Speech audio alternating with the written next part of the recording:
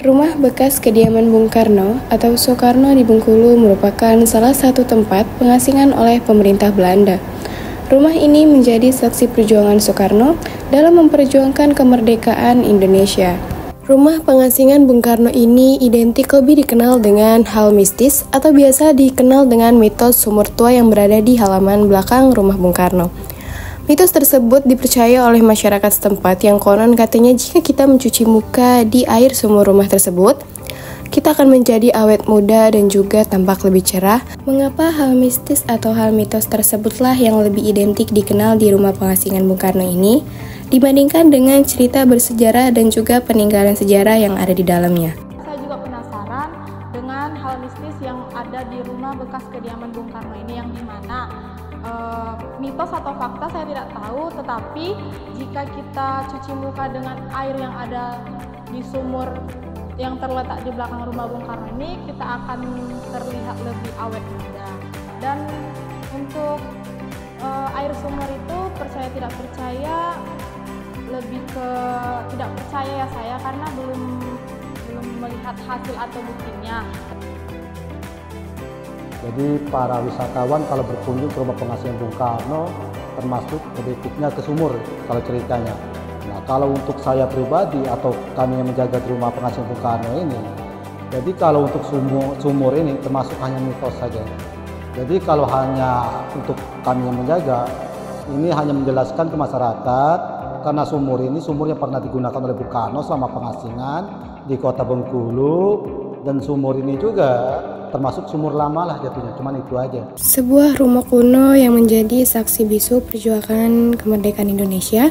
Di rumah tersebutlah Presiden pertama Republik Indonesia, Insinyur Soekarno atau biasa disebut Bung Karno, diasingkan sejak 1938 hingga 1942. Rumah bekas kediaman Bung Karno ini merupakan salah satu bangunan cagar budaya yang dikelilingi oleh pagar dengan halaman yang luas. Di dalam rumah pengasingan tersebut tersimpan beberapa benda peninggalan Bung Karno, dari benda asli hingga benda tiruan yang menjadi saksi bisu sang proklamator dalam menyusun strategi-strategi perjuangan selama ia diasingkan. Bagaimana tanggapan Dinas Pariwisata mengenai hal mistis atau mitos yang berada di sumur tua rumah peninggalan Bung Karno?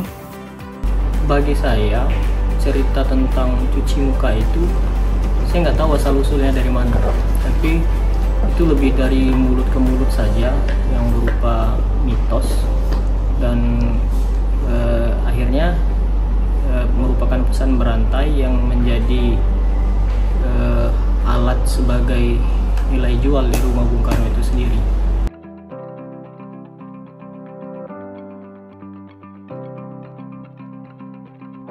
Berikut ini adalah harapan dari mahasiswa dan juga tenaga pengamanan rumah pengasingan Bung Karno beserta harapan dari Dinas Pariwisata.